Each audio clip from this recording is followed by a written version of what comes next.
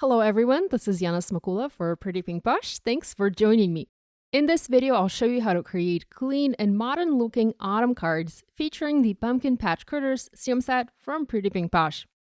I'm making 4 projects in this video, so I've already done some prep work. Here, I'm starting by stamping the sentiment, Autumn Greetings, in black ink onto white cardstock panels that are cut to 4 1/4 by 5.5 inches.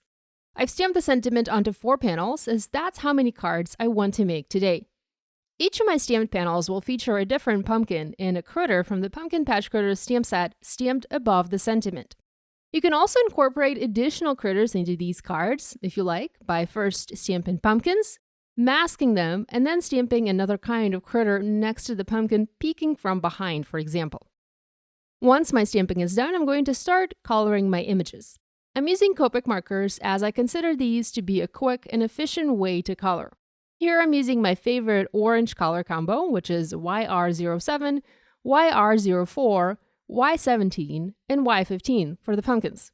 Be sure to visit Pretty Pink Push blog for more coloring ideas and Copic marker color combinations for this stamp set and other stamp sets. If you are ever unsure what colors to use, you can always stop by the Pretty Pink Push blog for some additional inspiration. I also used YG95 and YG99 to color stem of my pumpkin, and I used these colors for all of the images today. So all 4 pumpkins were colored in the exact same way. Next, I used various Copic marker colors to color critters on each of my cards. I'm not a pro when it comes to coloring critters, so I just try and go for simple coloring. These cards are not meant to impress the recipient with my coloring skills, but rather with a clean and simple design. Here, I'm using W3 and W1 markers to color the bunny, and I did pick warm gray colors here, as using cool gray markers, C markers is better suitable for non-living things. A C marker is a great option if you want to color a piece of metal, a metal bucket for example, but if you want to color a critter, a warm gray marker, W marker, is a better option. Next, I used E79, E37, E33, and YR04 markers to color the fox. I shared a video on my channel showing how to make 5 one-layer card ideas, and I featured that same fox image in that tutorial, along with other images and ideas. And I used the same colors to color the fox to make him a dark brown with just hints of orange color. What I'm not showing you here on video is that my coloring bled in a few sections. It is a common thing, at least for me, and it does happen every time I color. I used to worry a lot about it, and I would start over every time I had a little bit of bleeding, and I think it's a common beginner mistake. We all look at these beautifully Copic colored images of the photos. We don't see any bleeding, and that makes us feel bad about our coloring. Don't feel bad. My coloring bleeds all the time, and I just use a white pen to fix that bleeding when I'm coloring on white paper. I just wait for the marker to dry, I give it 10 minutes or so, and then color over the area that bled with a white pen, and that makes the problem go away. I actually rarely use colorless blender for this purpose, as for me, it just makes the bleeding look worse and the ink spreads even further. So if you have bleeding happening when you color with your alcohol markers, not just Copics, but any alcohol markers, get yourself a white pen. I love the one from Sakura. It's very inexpensive, and you'll be able to fix your coloring mistakes and make your coloring images look fantastic. So here are all 4 panels colored. I did not show you how I colored each one of them, as I used the same colors, the same browns, or the same grays to color these. Here I'm using the said white pen to add some fur detail to the cat image just to make it pop.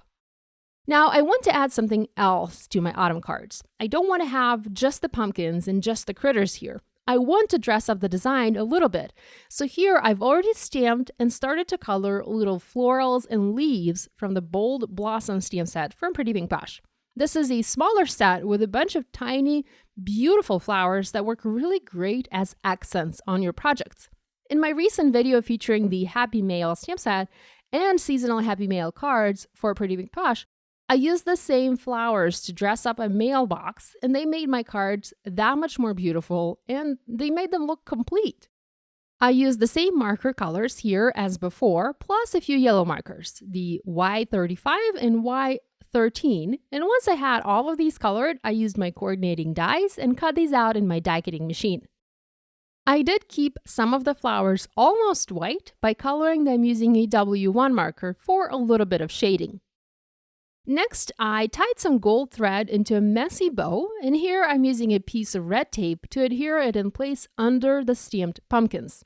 My idea is to have this gold bow sticking from behind the tiny floral cluster that I'm about to foam mount on top. I've arranged the flowers I wanted to use, and I placed a piece of washi tape over them, and this is what is holding the cluster in place right now. I'm just adding some foam adhesive, and I'm going to foam mount this entire piece to dress up my card. I'm also using glue to adhere the leaves under the flowers on this card, although I did use foam adhesive on the rest of the projects for the leaves as well. Once everything was done, I trimmed my panels down to 4 inches wide as the stamping seemed a little bit off to me. I adhered my panels onto A2 light brown wood grain card bases, and next I used metallic gold jewels to dress these cards up. I also added some subtle stamping onto some of the panels using yellow ink and images from the Holiday Greetings stamp set. Here's a closer look at the cards created using Pumpkin Patch Critters stamp set from Pretty Pink Posh. I hope you'll give this idea a try using these or other stamps from your stash. If you do, remember to share online and tag us on social media. We always love seeing what you guys are making. On the screen, there's a link to a playlist with all my videos featuring Pretty Pink Posh stamps. Subscribe now not to miss any new card making tutorials. Thanks for watching. I'll see you next week.